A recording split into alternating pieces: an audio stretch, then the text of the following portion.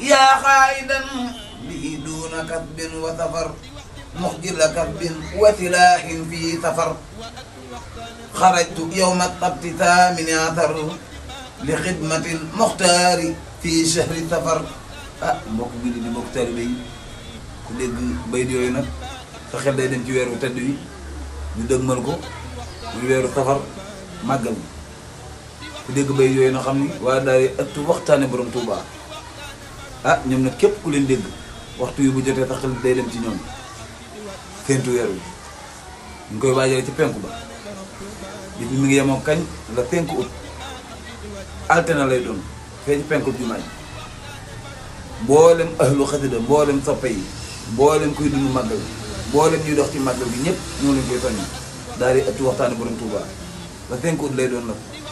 2024 bii ñu nekk le 5 août na ko ñëpp bàyyi xel